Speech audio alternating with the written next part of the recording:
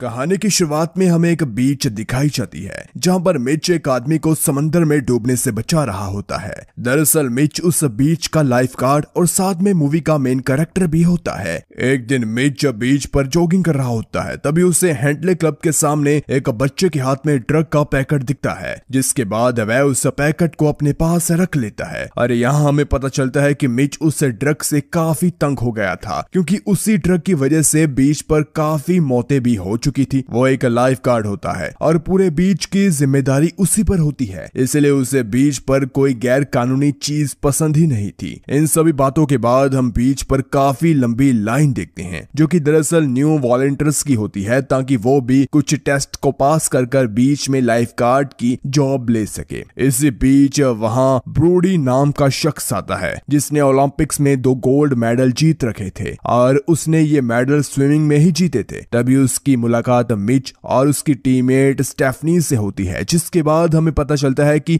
Broody भी यहाँ का लाइफ गार्ड बनना चाहता है, मगर वो बिना किसी टेस्ट को पास कर ही सिलेक्ट होना चाहते हैं। पर मिच ये सब एक्सेप्ट नहीं करता। वहां अब हमें रोनी और उसके दोस्त डेव को दिखाया जाता है, जो कि कुछ बात कर रहे होते हैं और साथ ही रोनी कुछ कह भी रहा होता है। दरअसल रोनी और डेव कंप्यूटर स्टाफ का काम करते हैं और साथ ही रोनी लाइफ गार्ड बनने यहाँ पर आया हुआ है कि तभी उसके सामने सीजे गुजरती है। दरअसल सीजे भी मिच की ही टीममेट होती है और उनकी टीम बेवाच नाम से मशहूर है, क्योंकि उनकी टीम ना सिर्फ दूसरों को समंदर में डूबने से बचाती है, वो पूरे बीच की काफी अच्छे से केयर भी करती है। इसी वजह से वहां के लोग उन्हें बेवाच के नाम से बुलाते हैं। वहां बस सीजे को देखकर रोनी नर्वस हो जाता है और उसके गले में वो चीज अटक जाती है, जिसके बाद डेव सीजे को बुलाता है। दरअसल रोनी सीजे को पसंद करता है और इसी वजह से उसे देखते ही रोनी की बोलती बंद हो जाती है। तो तब रोनी की हालत देखकर सीजे उसकी मदद करती है और उस अटकी हुई चीज को बाहर निकालती है, मगर सीजे के छूने से वो सेड्यूस हो जाता है, जिसे छुपाने के लिए वो सामने पड़े टेबल पर कूद जाता है। लेकिन जैसे ही वो कूदता है तब उसका प्राइवेट पार्ट टेबल में ही फंस जाता है, मगर जल्द ही मिच वहां आकर उसकी मदद करता है, जिसके दौरान वहां मौजूद सभी लोग रोनी को इस कंडीशन में देखकर उसका मजाक उड़ाते हैं। इन सभी बातों के बाद मिच उससे ड्रग के बारे में अपने बॉस थोरबे से बात करने चाहता है और जैसे ही वो ड्रग का जिक्र करता है तभी उसका बॉस बात पलटकर ब्रूडी के बारे में बताता है। यहाँ पर हमें यह पता चलता है कि ब्रूडी काफी ज्यादा इगोइस्टिक होता है। वो ज्यादा काम टीम में करने के बजाय अकेला करना पसंद करता है और ये जानने के बाद मिच ब्रूडी को और ज्यादा नापसंद करने लगता है। लेकिन उसके बॉस ने ही ब्रूडी की सिफारिश करी होती है, जिसकी वजह से मिच को थॉरपे की बात माननी ही पड़ती है। इन सभी बातों के बाद हम मूवी की मेन विलन विक्टोरिया लीड्स को देखते हैं, जो कि काउंसिल मैन से बात कर रही होती है। जहां हमें पता चलता है कि काउंसिल मैन ने उसका एक काम नहीं करा था, जिसके लिए विक्टोरिया उसे एक कॉस्टली वॉच देती है ताकि वो उसका काम जल्द से जल्द करे। वॉच को देखकर वो मान भी जाता है। दोस्तों, यहाँ जिस काम के बारे में बात होती है वो हमें मूवी में आगे पता चल जाएगा। वहां पर अब न्यू वॉलंटियर्स के ट्राई आउट हो रहे थे, मगर ब्रूडी ट्राई आउट देने की बजाय आराम से चेयर पर बैठा होता है और ये देखकर मिच उसे उकसाता है ताकि उसे पता चल सके कि क्या सच में ब्रूडी बेवाच टीम का हिस्सा बनने के लायक है भी या नहीं। दरअसल मिच ब्रूडी को चैलेंज करते हुए कहता है अगर उसने टेस्ट में मिच से अच्छा परफॉर्म करा तो बदले में वो ना सिर्फ बेवाच का हिस्सा बनेगा बल्कि साथ ही मिच उसकी रिस्पेक्ट भी करेगा। इन सभी बातों के बाद दोनों जैसे ही टेस्ट पास करते हैं कि तभी 2 बच्चे और उनकी मां सी में गिर जाते हैं और इनकी आवाज सुनते ही बेवाच की टीम उन्हें बचाने के लिए जाती है, मगर वो ब्रूडी को लेकर नहीं जाते, जिससे वो इंसल्टेड फील करता है, क्योंकि वो खुद को भी इस टीम का हिस्सा मानता है, जिसकी वजह से वो किसी और की बाइक उठाकर उन्हें बचाने के लिए चला जाता है। वहां बेवाच तीनों को बचाकर समंदर से बाहर ले आते हैं। इसके बाद हम सिलेक्टेड वॉलंटियर्स के नाम देखते हैं, जिसमें रोनी, ब्रूडी और साथ में एक समर नाम की लड़की होती है। जैसे ही ट्राई आउट्स खत्म होते हैं तभी वहां पर विक्टोरिया आती है। दरअसल वो वहां के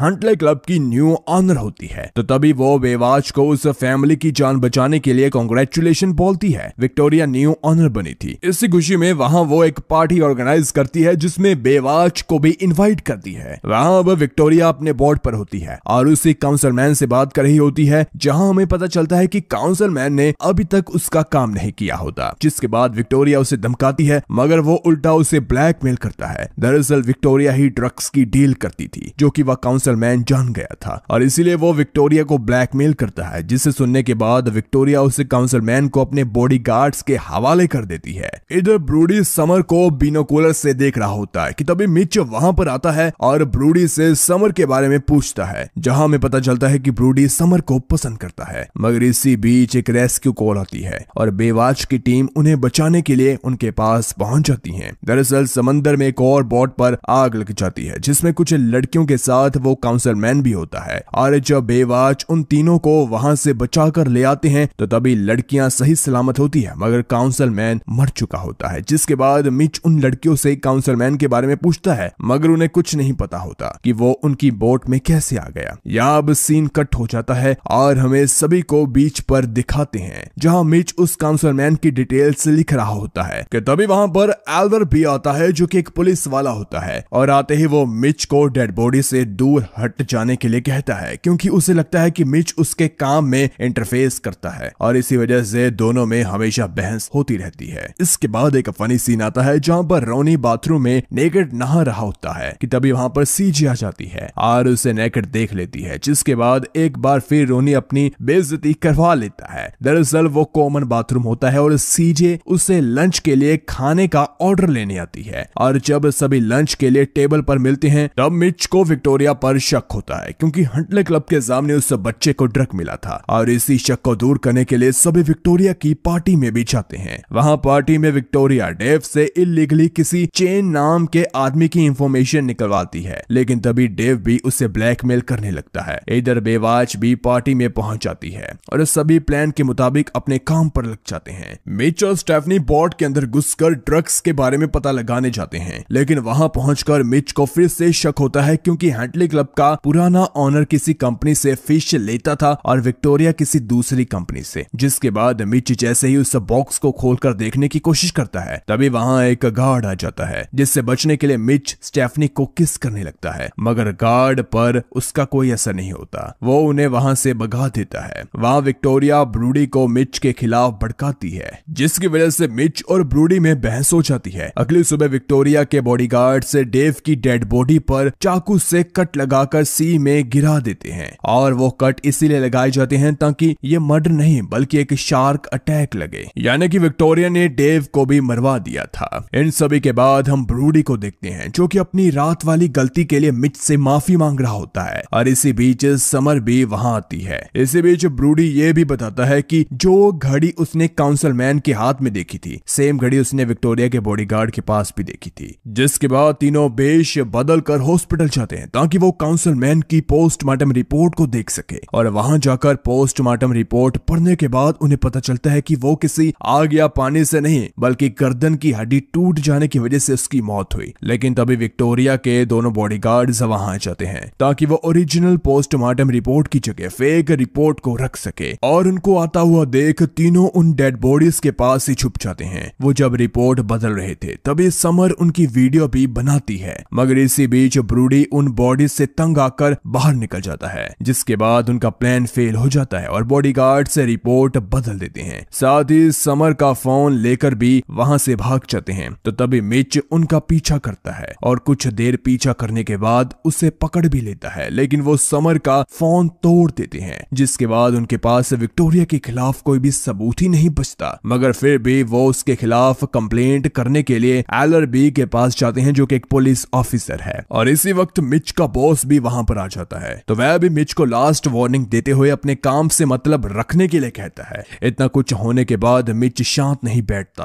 और इन्वेस्टिगेशन करने के लिए उसी फिश कंपनी में जाता है जिसका कंटेनर उसने विक्टोरिया की पार्टी में देखा था। वो अपने साथ ब्रूडी को भी ले जाता है और हॉस्पिटल की तरह यहाँ भी दोनों बेश बदल कर जाते हैं। थोड़ी देर इन्वेस्टिगेशन के बाद उनका शक यकीन में बदल जाता है कि ड्रग्स और कोई नहीं बल्कि विक्टोरिया ही बेचती है। तो तभी मिच एलआरबी को कॉल कर वहां बुलाता है ताकि वो खुद अपनी आंखों से सब देख ले, लेकिन बीच पर एलआरबी को डेव की डेड बॉडी मिलती है, जिसकी वजह से वो नहीं आता। कुछ दिनों पहले ही उसी बीच पर काउंसिलमैन की भी लाश मिली थी, जिसकी वजह से मिच का बॉस उसे जॉब से निकाल देता है और ब्रूडी को बेवाच का न्यू लीडर बना देता है। जॉब से निकाल देने के बाद मिच अब एक सेल्समैन की जॉब ले लेता है। कई दिन बीत जाने के बाद लेकिन बीच पर ड्रग्स मिलने का सिलसिला ऐसे ही चलता रहता है, जिसके बाद ब्रूडी मिच को रेडियो से बुलाने की कोशिश करता है, मगर मिच मना कर देता है। दरअसल मिच को रेडियो सुनने की आदत होती है जो कि ब्रूडी को पता होती है, लेकिन एक दिन जब मिच अपनी जॉब कर रहा होता है कि तभी उसका मेंटर उसके सामने आता है और उसे मोटिवेट करता है ताकि वो विक्टोरिया को एक्सपोज कर लोगों को उस ड्रग से बचा सके। यहाँ बीच पर ब्रूडी की नजर एक चोर पर पड़ती है जो कि किसी खास तरह के बॉक्स से चोरी कर रहा होता है। तो तभी ब्रूडी उसके पीछा करता है और उसे वहां से भगाकर बॉक्स अपने पास रख लेता है। कुछ देर बाद ब्रूडी उस बॉक्स को LRB के पास जमा करवाने जाता है ताकि उसमें जिनका भी सामान था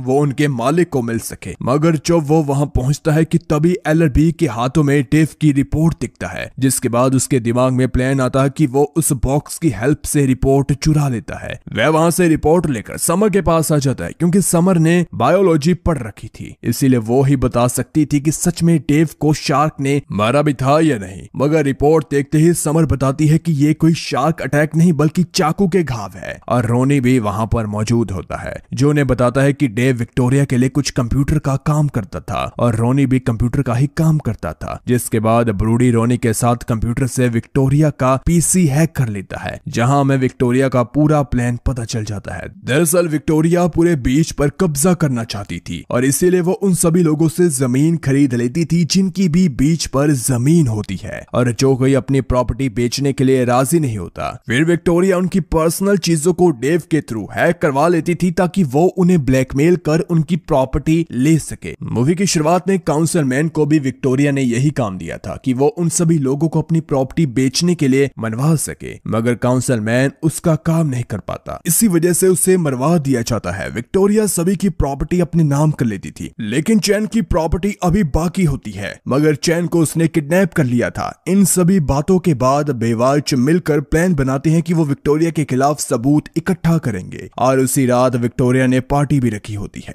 जिसके बाद सभी प्लान बनाकर उसकी पार्टी में जाते हैं। पार्टी में पहुंचते ही समर और ब्रूडी ड्रग्स का पता लगाने के लिए जाते हैं। कुछ देर बाद ब्रूडी को ड्रग्स बोर्ड के नीचे वाले हिस्से में मिलते हैं, जिससे हमें पता चलता है कि विक्टोरिया पार्टी की आड़ में ड्रग्स ही ट्रांसपोर्ट करती थी। इधर तीनों चैन को ढूंढने की कोशिश करते हैं, मगर वहां पर एक गार्ड मौजूद होता है जिससे स्टेफनी सेड्यूस करती है और मौके का फायदा उठाकर उसे घायल कर देती है। वहां उन्हें चैन भी मिल जाता है। अब उसे लेकर तीनों वहां से निकल रहे होते हैं, लेकिन तभी दूसरा गार्ड भी आ जाता है, मगर लकीली समर भी वहां पर आ जाती है और उसे घायल कर देती है। इधर विक्टोरिया के बॉडीगार्ड ब्रूडी को पकड़ लेते हैं। यहाँ पार्टी में विक्टोरिया यह अनाउंसमेंट करती है कि कल सुबह तक वो पूरे बीच की मालिक होगी, जिसकी खुशी मनाने के लिए उसने कुछ फायर वर्क्स का इंतजाम कर रखा होता है। लेकिन इसी बीच उसका बॉडीगार्ड ब्रूडी के बारे में उसे बताता है, जिसके बाद विक्टोरिया ब्रूडी को एक केज में बंद कर वहां से फायर वर्क्स की तरफ ले जा रही होती है। दरअसल उसका हेलीकॉप्टर वहां फायर वर्क्स के पास लैंड होने वाला होता है, जिसमें बैठकर वो वहां से भाग जाने वाली थी। लेकिन तभी हमें पता चलता है कि विक्टोरिया ने थॉर्पे को भी खरीद रखा है और साथ ही मिच को भी जॉब से निकलवाने का काम उसी ने किया ताकि वो बिना किसी प्रॉब्लम के अपना ड्रग्स बीच पर बेच सके। और विक्टोरिया ही ब्रूडी की सिफारिश थॉर्पे से करती थी ताकि ब्रूडी सिर्फ बीच की कर करे, मगर ब्रूडी भी मिच के साथ रहकर उसी तरह बन गया और वो भी अपने बीच पर कोई गैर कानूनी काम पसंद नहीं करने लगा। जिसके बाद विक्टोरिया उसे पानी में गिरा देती है, मगर कुछ देर बाद मिच वहां आकर उसे बचा लेता है। अब दोनों मिलकर फायर वर्क्स के पास जाते हैं जहां विक्टोरिया मौजूद होती है। इधर सीजे और रोनी मिलकर फायर वर्क्स के कंट्रोलर के पास पहुंचकर उसे ब्लास्ट करना चालू कर देते हैं ताकि हेलीकॉप्टर लैंड करने में प्रॉब्लम हो जाए। इसी बीच विक्टोरिया के बॉडीगार्ड्स और मिच के बीच फाइटिंग होती है, जिसमें मिच उन्हें घायल कर देता है, मगर तभी विक्टोरिया भी मिच को शूट कर घायल कर देती है, जिसमें वो पानी में गिर जाता है। तभी सब फायर वर्क्स खत्म हो जाते हैं, लेकिन वहां रोनी के पास एक खास तरह का बटन होता है। ऑन करते ही असली फायर वर्क्स ऑन हो जाते हैं, क्योंकि अभी तक जो ब्लास्ट हुआ होता है वो बस कुछ ही फायर वर्क्स का होता है। मिच को घायल करने के बाद विक्टोरिया ब्रूडी को भी मारने वाली होती है कि तभी मिच वापिस से आ जाता है, जिसे देखकर विक्टोरिया ब्रूडी को अपने कब्जे में लेकर हेलीकॉप्टर में जा रही होती है, लेकिन मिच उसे फायर वर्क से खत्म कर देता है। इसके बाद वहां पुलिस आती है और विक्टोरिया के बॉडीगार्ड के साथ थॉर्पे को भी अरेस्ट कर लेती है। वहां बस सीन कट होता है और हम सभी को बीच के कैंटीन में दिखाया जाता है, जहां मिच एक न्यू मेंबर को इंट्रोड्यूस करवाता है, जिसके बाद सभी बेवाच बीच पर एक साथ भाग रहे होते हैं। और इसी के साथ हमारी ये मूवी